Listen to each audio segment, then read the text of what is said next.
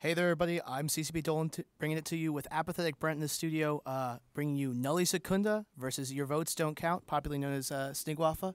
Why don't you tell us a little bit about the setups that they've brought? Well, Snigwaff hates us. They've brought a Rattlesnake Tinker with Tengu for logistics, Gila, double Harpy, double Hawk, so very tanky. It's going to be very hard to break, whereas Nulli Secunda has brought a more kitey, sentry drone-centric setup. So I think the big defining factor is going to be either the frigates in the bot or the fact that Nulli Secunda has chosen to come in 1 point underpointed. So if yes, that is true. I didn't notice that at first, but as long as Nulli Secunda doesn't lose a single ship, they will win. I doubt that will be the case, but that is an option that they have open to them. No, actually, if Your Votes Don't Count doesn't lose a single ship, Your Votes Don't Count wins. Nulli Secunda is the one who came in with 99 points. But I'm really clever today. Well, that's all right. Don't worry about it. But we see here, so like the question I think is going to be like, what is fit in the highs of these Gilas and Rattlesnake? If it's newts, if they've got like a lot of newt power, maybe they can go in and crack something like one of the frigates, just shut off its hardeners and alpha through it. Yeah, absolutely. But like other than that, they're going to have a really, really rough time breaking this Your Votes Don't Count team. You can see there in the defense bar, look at the size of the purple rep bar there. It's absolutely out of control. A really important thing to note here is that the Merlins on the Nulli Secunda side did not bring damps. They're not going to be able to keep the sentry drones from hitting that scimitar. So unless that scimitar can pull a lot of range and get away from those rattlesnake drones, he's just going to die. But they need, in my opinion, rush in, apply newts to the cap chain here, and just try to break it outright. They are putting damage onto that Tengu, but I don't even think he's turned his hardener or his booster on yet. Yeah, absolutely. Just saving his ASB charges because the resist and boost amount from a Tengu is so much greater than that of a Scimitar. We can see there a Gila already taking damage, not receiving any reps. What is the Scimitar doing? They need to catch reps on him very, very quickly, otherwise he's going to drop. And that's going to be I don't know. He catches reps now. Let's see if he's catching enough damage to actually pound through these shield reps. The Scimitar actually got himself out of range, like I said, to get away from the sentry drones of those rattlesnakes. And because of that, he wasn't in range to rep the Gila. He's now moved in, but it might be too little too late. He might be able to recover. We'll see here in a second. We can see here he's forcing them just down to the very edge of shield. And if he's taking leaking armor damage, eventually that leaking damage may wear through his armor and structure. But it's definitely not going to be as optimal a way to kill a Gila as just pounding through it before reps can land. Absolutely. We do see damps applied now to the rattlesnakes and the Gila, which will make it a little more difficult to apply damage, but they can still assist to the Hawks and the Harpies to get that damage applied. But that Gila has recovered, but that also means that the Scimitar is most likely in range for damage. They did just switch a target painter over to the Gila of Canaris, so we'll see if they switch targets. It looks like they have. But at this point, that Tengu's holding just fine. We'll see if anything breaks here soon.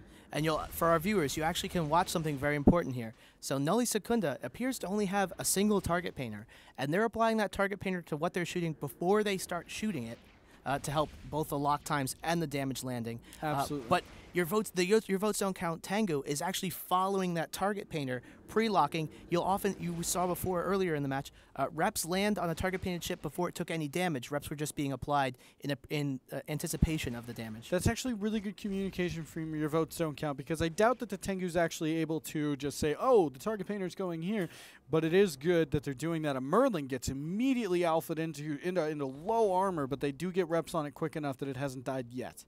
Yeah, so the thing that's great about the Your Votes Don't Count setup that's really good as well is they've assigned all their drones. So, whoa, you could see there, you didn't even see the shield disappear. It just got chunked, and then the reps landed immediately, and there goes the Merlin. Absolutely. And this is why it's so important that if you are going to run a Tinker setup, or you think you're going to come up against a Tinker setup, you need to have Tech 2 resist in your secondary, or you need to have like innately tanky support ships like the Punisher. Otherwise, this is going to happen. You're going to get your Merlins, things of that nature, will get volleyed through immediately. So you're going to bleed. Nothing's going to happen. It doesn't. These two groups have just completely kept their range from each other. They haven't tried to get on top to apply newts or anything. And I just wonder if maybe Nulli Secunda hadn't had any practice against Tinker, or hasn't been watching our stream at all for the last few days, where we talk about it over and over and over again. You have to have newts or you have to have ECM to break these Tinker setups. Yeah, and I think it also comes down a lot to communication between the pilots on your votes don't count versus Nulli Secunda. Absolutely. There's only one target painter on each team, and it's constantly going on the primary before he is shot. And then consistently, your votes don't count Tengu is locking and repping that target, whereas the Nulli Secunda Scimitar is letting 2 or 3 volleys land before reps finally get to the ship. The Logistics Tengu isn't allowed it doesn't have as many locked targets as, say, your traditional Basilisk does, but it's got enough that it can have everything but the Rattlesnakes locked up, which is perfectly safe because you don't have to worry about the Rattlesnakes. They won't get volleyed. Yeah, exactly. We can see here, look at how late the reps landed on that Gila. Yeah. We've said it a million times. Having a core logistics pilot is the most important pilot in your tournament team. It's the hardest job to do. It's very hard to do. Like, we're doing it myself. Practice this year, so I would fill in as a logistics pilot, but normally I'd be in a command ship or something. When I would jump to a logistics role, it really showed off how amazing the logistics pilots that do it day in and day out in practice really are. And it's just going to, I think that this match could absolutely go to time with your votes don't count taking it with just 5 points. They really don't have to do anything but land their reps anymore because these healers don't have newts. They're not going in and trying to brawl close, and they just don't have the DPS to break anything. Well, it's quite possible that they do have newts. They're just not going in and applying them.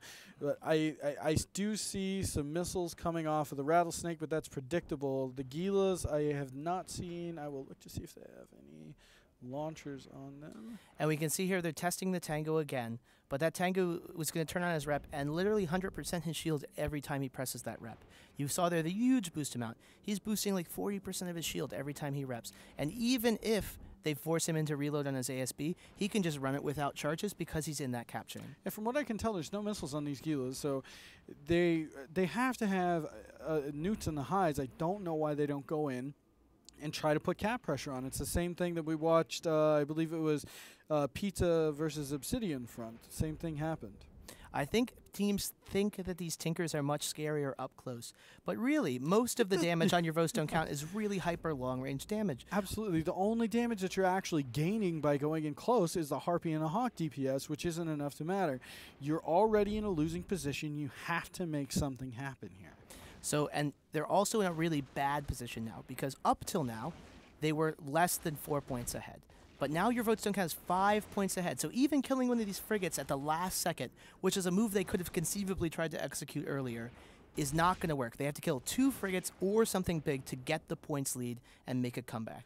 Right, and even if the Rattlesnakes on your votes don't count have newts, which is a scary thing, if they start newting you, then they're actually putting pressure on their own cap chain as well, so that Tengu is going to be a lot easier to break.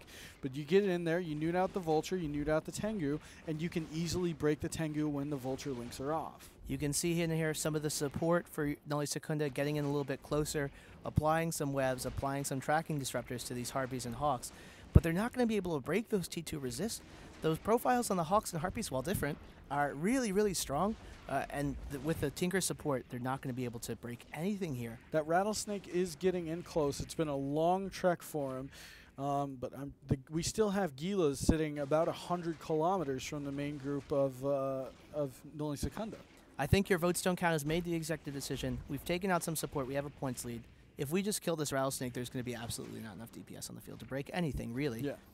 Well, and they shouldn't conceivably have the DPS to break the Rattlesnake. If the Rattlesnake's got an ASB and the Scimitar reps, that it shouldn't be able to break it, but somehow it is. They're doing it. You see now that there are newts applied to the Rattlesnake of Kale Southenor, so, you know, it's... At least they're trying to do something here. The match was lost for them regardless. Going in and trying to make something happen, especially because this is the loser's bracket. You know, it doesn't matter if you lose your Rattlesnake monetarily because you're out. It's worth giving it a shot to get in there and try to turn the match around. Yeah, and with that Rattlesnake following of Kale Southenor, it's going to be a pretty much match sealed for your votes don't count. Really strong performance from them. I have to wonder, actually, did Nulli Secunda maybe like wait a minute for the stream delay and then be like, oh, well, their control bar is slightly larger than ours. I don't know if we really want to go in, guys. They might have more newts than us. But there we go. That Rattlesnake drops. A very expensive loss, but not as expensive as just being not forced out of the tournament. Absolutely. Ships, by the way, teams who stand to win this tournament are going to win some really, really awesome prize ships. They're going to be winning our first ever covert, basically assault cruiser and covert assault frigate. Yeah, so you're going to end up with a Cinnaball-esque hull that also has a covert ops cloak and a web range bonus. So you're getting a rapier on steroids. It's an amazing ship. The frigate hull, which is actually the Dramiel hull, is a really cool, really sneaky, high DPS ship that can just come out of nowhere and eliminate you. So some really cool, and not only that, but really expensive hulls. I mean, you're talking ships in the past, like I think the Atanas from last year are going for like 70 or 80 billion ISK a piece, and you get 50 of them. Yep, absolutely. And to be fair, there's a lot of people who have taken the offer like, hey, I'll trade you your tournament cruiser for a Titan. And they go, oh, no thanks, I'd rather keep the current tournament cruiser. Yeah. And as we see here, your votes don't count, just cleaning up the Nulli Secunda team. Scimitar dropping, Claymore going to drop as well, and then finally those Helas. But wow, really well, slow played setup from your votes don't count. And with time ticking down to the end, that's going to be the end of the match. We're going to throw it back to CCP Soundwave and the crew back in the studio.